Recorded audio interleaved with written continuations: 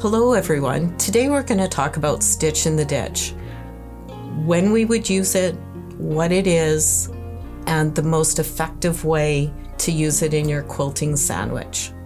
This is how one creates stitch in the ditch. Here are all these very cool seams here, and when we press the seams to one side, we're going to notice here that there's a little ditch. So the seam is to the edges to one side, and then this right along here we're going to see a really cool little ditch. And when we want to stabilize our quilt, we're going to stitch in the ditch with a very fine thread that's not visible, that will stabilize our whole entire quilt. So that's one reason to use stitch in the ditch.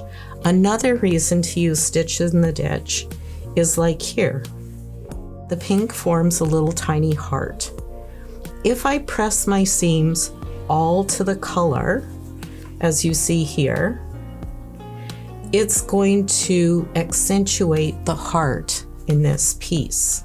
So I'm going to quickly just press this here. Okay. So the ditch here is going to be used to accentuate the heart in the whole entire quilt. Another way to look at stitch in the ditch is when you're doing curve piecing.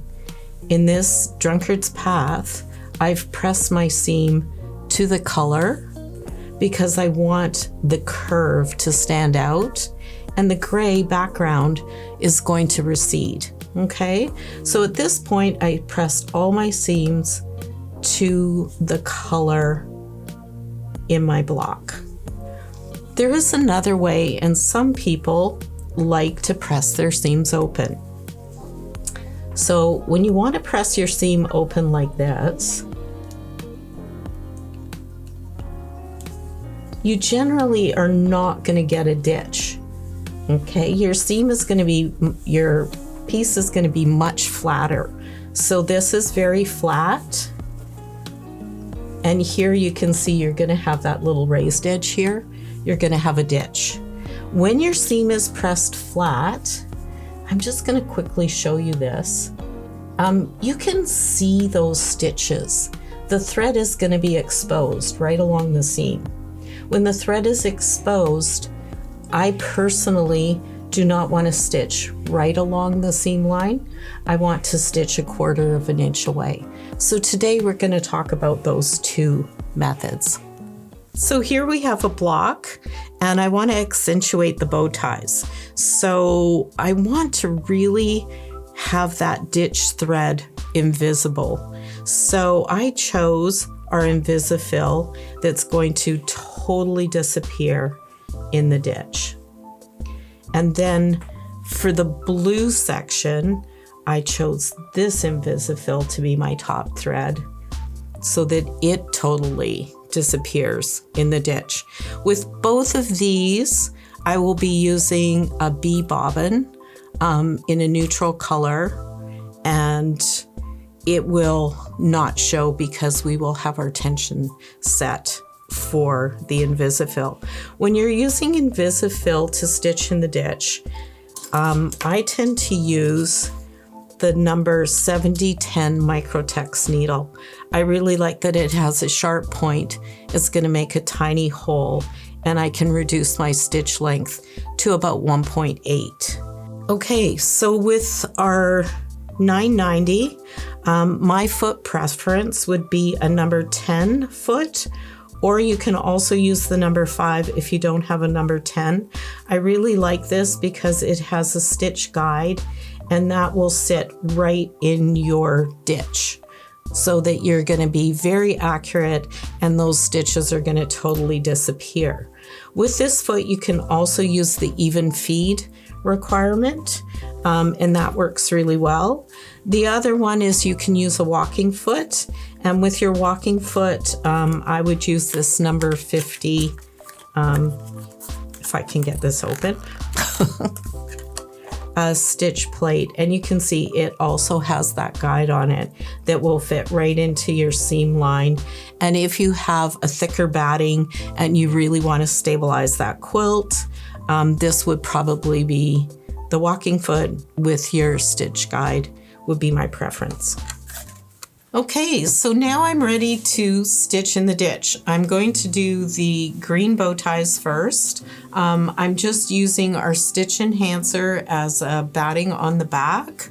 I have my stitch length reduced to 1.8, and because we're using InvisaFil and I'm using a pre-wound bobbin, the B bobbin, I have turned off my bobbin sensor.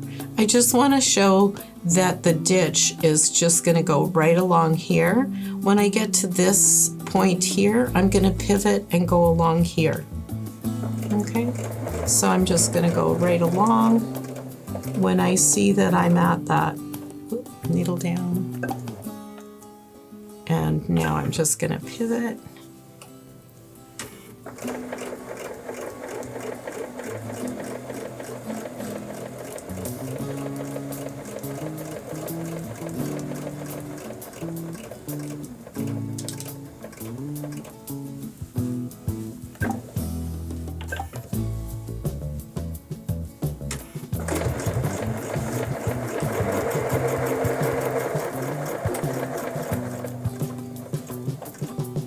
See how invisible these stitches are, and they're sitting right in the ditch, and they're allowing the bow tie to pop up. So here's a little Drunkard's Path block, and as you can see that there is a really nice ditch for me to stitch in here. I'm just going to flip it over and show you that I pressed my seam to the color.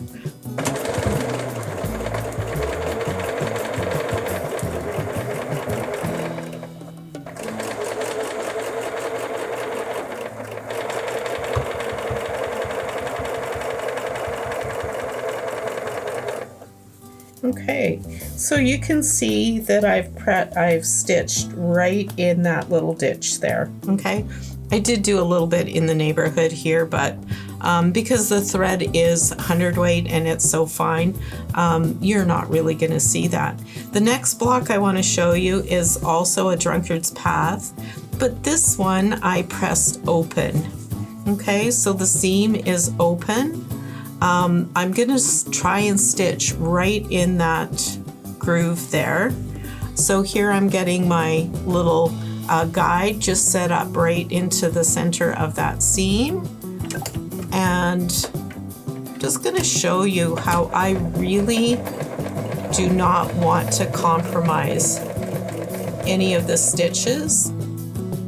You can do this. It would not probably be my first choice. Okay, so here are my two Drunkard's Path. This is the one with the seam pressed to the color. Hopefully you can see a little bit. I stitched as close to the ditch as I could. Our InvisaFil is definitely, I used a white, so our InvisaFil is showing up a little bit, but once you get the other quilting in, that is going to totally disappear. I also did a little bit in the neighborhood here, not quite in the ditch, a little bit on the color, but you can see that this side is raised a bit more, and it's going to give a little bit dimension to the Drunkard's Path here. On this one here, I stitched in the ditch. The seam was pressed open, and as you can see, it's much flatter. So this is dependent on what kind of result you want. Personally, I do not really advocate stitching in the ditch when the seam is pressed open, mostly because I think that if you do hit one of the stitches holding that seam together, you are going to compromise that thread. But generally, once it's quilted, you should probably be okay. The other one here is I'm going to go back to our bow tie block, and I think you can see here that there is some nice definition showing how the blue actually is standing up. And I did stitch in the ditch with our blue InvisaFil. and it's definitely invisible.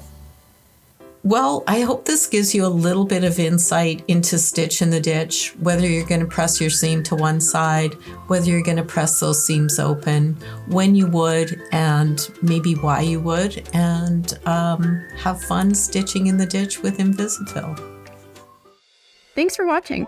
And if you enjoyed this video, don't forget to like and subscribe for more great tips, tricks, and tutorials. You can also sign up for our weekly newsletter to get the first look at free projects, sewing tips, and inspiring tutorials delivered right to your inbox.